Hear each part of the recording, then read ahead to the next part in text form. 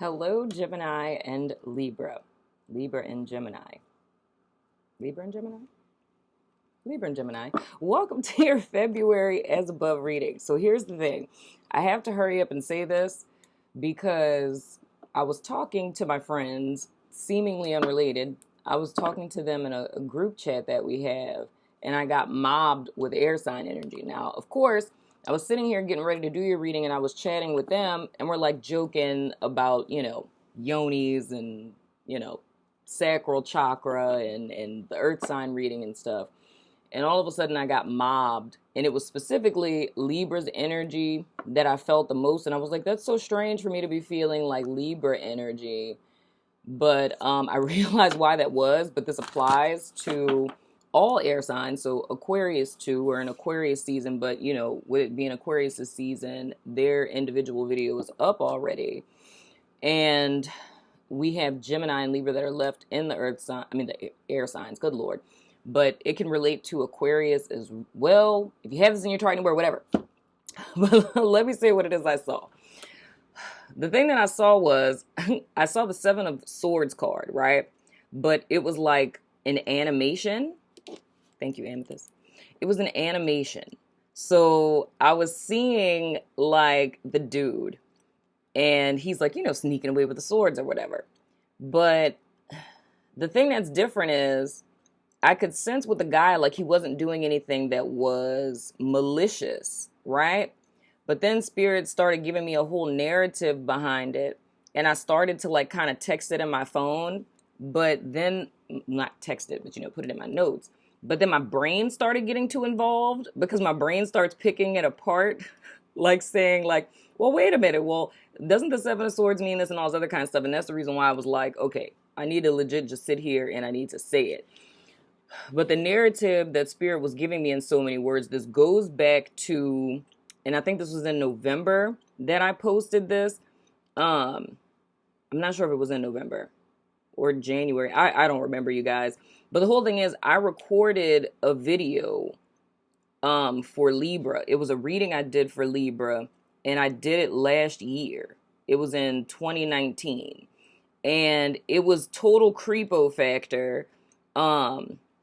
Where it was like this whole thing that I was seeing, and it was coming out in the readings for months. Like, I think I first saw it in an April reading from 2019, and I kept seeing it ever so often. But the whole narrative is, and again, this came through Libra, but I believe, based on what Spirit led me to do, because it was an extended reading that I made public, and I can't remember if that was in December or January. I can't really remember, but like literally recently, I made this video public because Spirit was saying like someone needed to see that because that was about to happen, in so many words. But the energy that I'm getting based on what I saw in this illustration of, or animation of the Seven of Swords card, is like now, like month of February. I don't know if it's like literally today, but in the month of February, what I talked about in that reading is now coming to pass. So what I said in the Libra reading, it totally freaked me out. What it was is that there was a person who, it was, I don't know if I should go specifically or if I should make it broad. Just follow me, people, because it's so much information I'm trying to get out right now. But in this Libra reading, those of you who watched it, you're familiar with it. But in this reading, it was a person who had something taken from them, or it was someone who was like lied on or framed or something along those lines. But the thing that started creeping me out about it is the more that I dug into it, it felt very like powers that be. And then for those of you who don't know, I'm looking over here because that's my intuitive space. So whenever I'm looking over here, like, it's me trying to focus on what I'm seeing visually, clairvoyance and whatnot. But anywho, so the whole thing is this person was framed or something was taken from them. They were done wrong by a person, but it felt really like a group of people. You know what I'm saying? And it felt very powers that be-ish. And the only reason why I say that is because what I read intuitively, like what I see when I look behind the veil, it's like energy signatures is what I call them. But I mean, if you use a word, it's like archetypes, in other words. So if you think of the major arcana, it's like I look at those as like codes, and it's a combination of different energy frequencies. And me reading these frequencies, they manifest to me as like a form of situation, circumstances, people, what have you. But so the thing that I was seeing, it felt like and I'm not saying this to creep anyone out, and not saying that it's literally that either. It felt black magic-y, but what I say, because y'all know I'm an earth sign, I'm hella practical. If we talk about something that's black magic-y, how that would manifest in the most mundane form would literally be manipulation. Like manipulation and lying can have the same energetic frequency as black magic, because black magic is a form of manipulation, and so is lies and manipulation. You see what I'm saying? So it doesn't necessarily have to be somebody with a voodoo doll poking it with, pins and, putting, amulets and things like that around your house. It doesn't have to be that. It could literally be lying or manipulating. So anywho, but what the energy I was picking up on, I could not, I didn't know what it was, because I'd never seen an energy signature like that before. And I know a lot of people were like talking about, some people were saying voodoo, some people were saying Santeria, and I'm like, nope, because I know what all that is. I know what the energy signature for that is. I was like, what this is, I was like, I've never seen anything like it. And what I was ultimately saying was the equivalent of what it is that I was seeing is like someone who would have gifts like mine, who literally decided to work for the dark side. So they have the same exact abilities like me, right? But they're doing like what I do to help people. It's like they're doing the same thing, like to hurt people, okay? And that totally started weirding me out. And it was weirding me out because, and that's just like my personal stuff coming in of like, who does that? You know what I mean? Like, how could a person sleep at night? It's like if you have intuitive gifts and like you're using, your psychic gifts, or I don't know, your medium gifts or tarot or whatever, to get information on people to intentionally hurt them. So that's totally like what freaked me out and then pissed me off, right? So the whole thing is, it goes into this whole vision of the river, and the river is where, and this is just my perception on things, of where all intuitives go to get information, right? So it's almost like how I like to think of it, it's like you have the high priestess here chilling, right? And when I'm about to do a reading, it's like I'm going up to the high priestess and I say like the secret code word, right? So she moves out of the way and I get to walk behind her throne. I pull the veil back, and I walk down, this little hill, and there lies a river, right? So I'm standing here, and what's coming down the river is like all of the intuitive information that all psychics everywhere get, right? So there's a bunch of people that are at the river. But when I go to the river this particular time, and this is an open vision that I had while I'm doing the Libra reading, it's like when I'm at the river, and it's like I'm looking, waiting for the information to come down to give to Libra, just doing my thing, I look across the river and I see this person in a black hooded cloak standing directly across from me, right? And it weirded me out because I'm looking like this person does not belong here, because it's just everything about their vibration was just, I can't even bring words to it. It just felt so evil and malicious, like you're not supposed to be here. However, you can't be here unless you have authority to be here, but the person had authority to be there. And that's how it is that I knew. I was like, this is somebody who has gifts like me. But I was like, but they're not doing it with the right intentions. So what I ultimately got from that was this person was coming to the river to get the same exact information that I was getting. So I'm getting it to tell you guys, like, and I mean, to me, I just think I'm doing a regular damn reading, but it's like, I'm getting the information to tell you guys what's going on. And this person was trying to get the information about the people that I was giving this message to, or the person really, that I was supposed to give this message to, but they were coming to get the information to hold this person back. So this whole thing, and this came out in a couple of readings, so it's like I'm smushing all of those videos together now to tell this to you guys. But the whole premise of what I'm saying is, like, this person that was on the other side of the river, they couldn't see me. I could see them, but they couldn't see that I was there.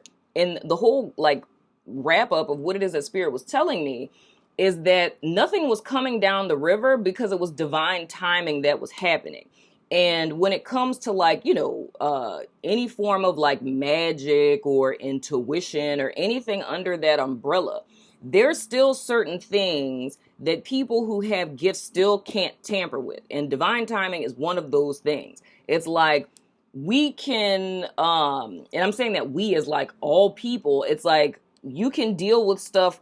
Like, you can decide how you're going to prepare for something to happen or what you will do after something happens. But when something actually happens, no human being has control over, or whether something happens or not. Like, those are just certain things that are just strictly divine. So the thing that Spirit was telling me in so many words, nothing was coming down the river, meaning I couldn't see what was about to happen. The other person couldn't see what was about to happen because it was divine timing that was happening. So I was seeing the Wheel of Fortune card. So what the key is that there was about to be an energy shift, right? Where this person who was more or less like an underdog, in so many words, or had been, you know, stolen from, lied on, framed, whatever the case may be. It's like the Wheel of Fortune was proverbially in reverse for this person, right? But because it was divine timing, Spirit was turning the wheel upright so the person would get what's due to them, right? Now, the whole reason why the person on the other side of the river was there is because they knew that things were about to shift where this person would go to the top of the proverbial wheel. They were trying to see where or how this person was going to get to their rightful place so they could get that information, because the goal was, and that's where that whole powers that be type of thing comes in, because this is like a whole cahoots coup type of thing.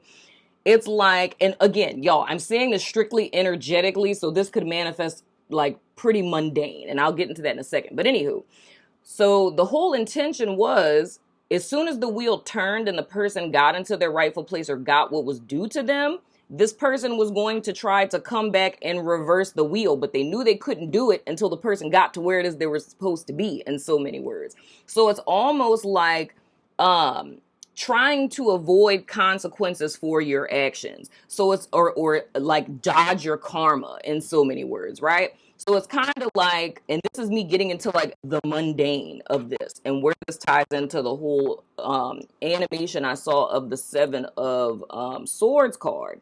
So what the whole thing is that things have shifted. What has been taken from this person, or whatever has happened, however this fits your life, it's like you're at the top of the wheel now, right? Whoever these people are, whoever this person is, they're trying to dodge their karma.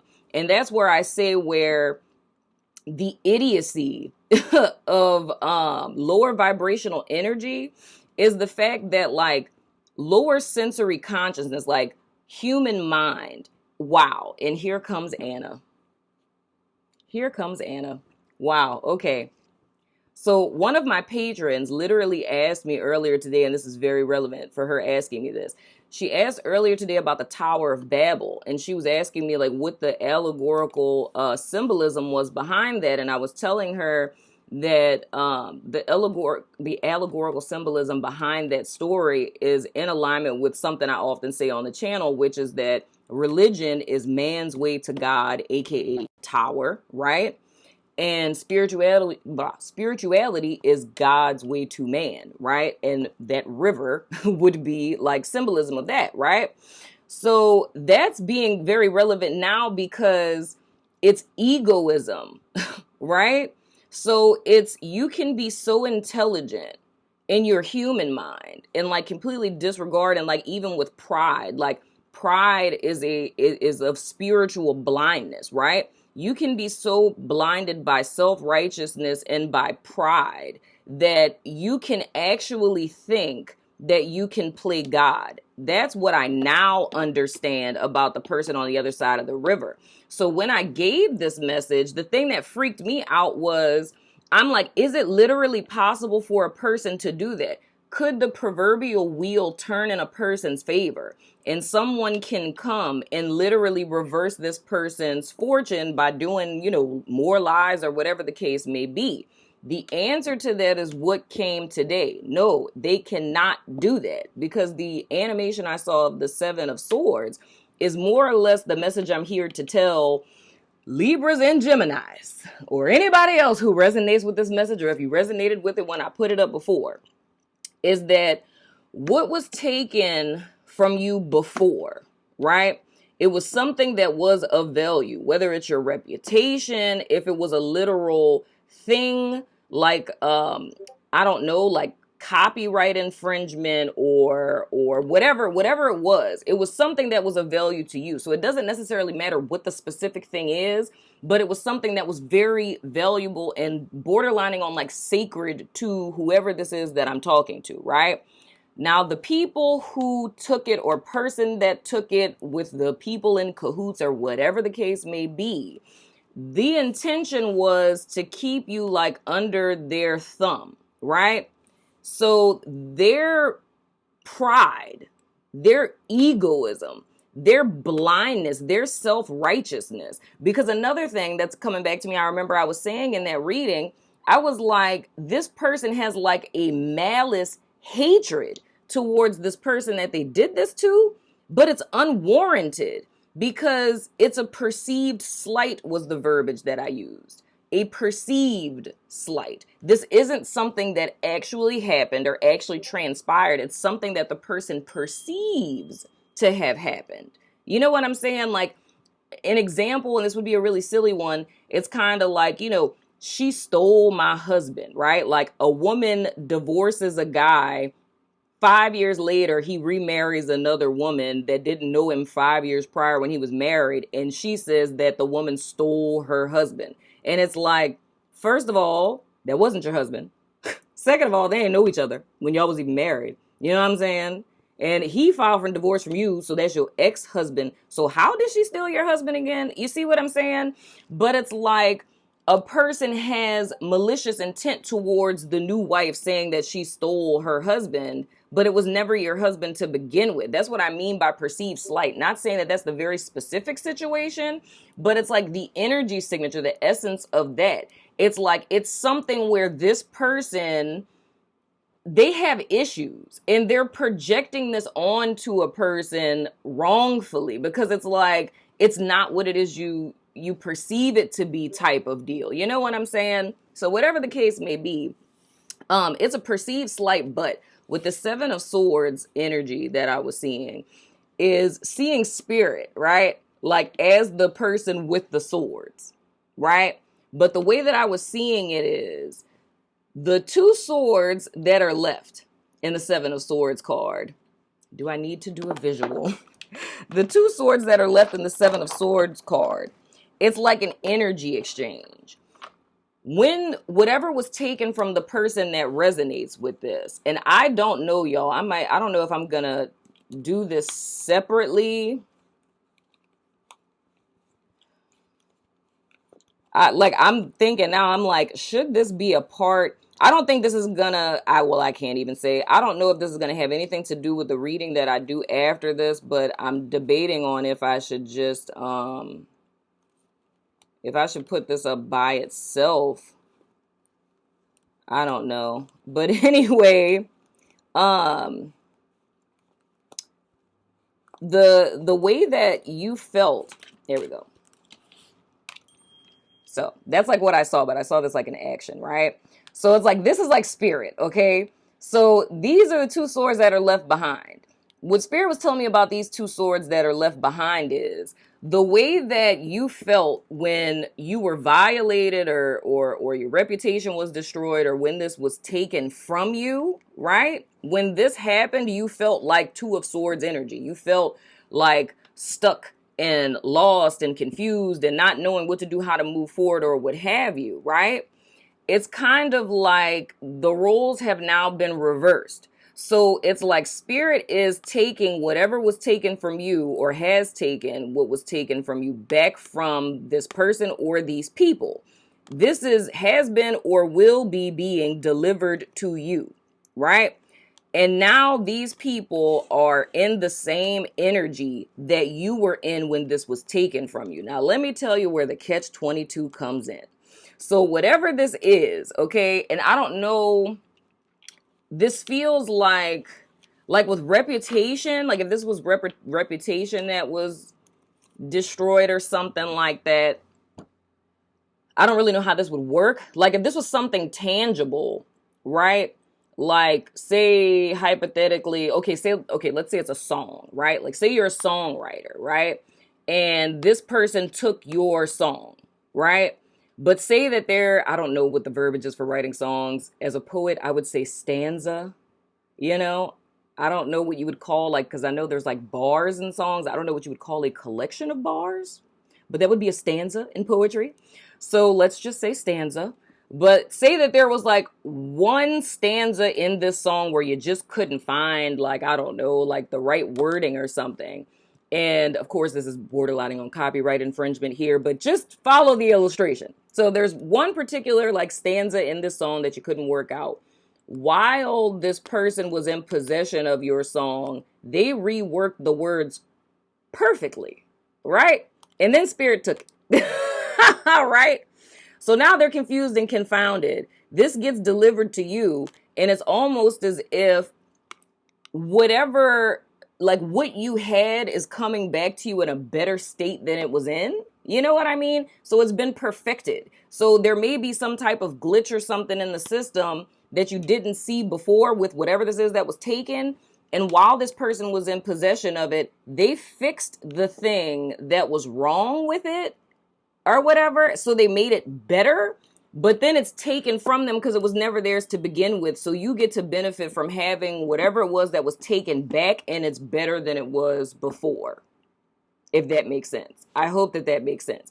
So anyone who resonated with that whole thing that I put up recently, and those of you who remember way back when I did it, that were kind of concerned like I was, that this would end up like coming back to them like trying to put you back under their thumb or whatever, you don't have anything to worry about because that's not going to happen. So it's like, it's, just desserts or like the message I got about that before. What was it? Much ado has come home to roost or something like that. Yeah, it's that. Man. Okay. I feel like if I went on with this reading here, it's gonna be buku long. That's 22 minutes, y'all. Maybe I should put this up in a part 1 because this would take forever to upload. And I'm just gonna do, yeah, I think I'm gonna do that. Because this is gonna be way too long, y'all.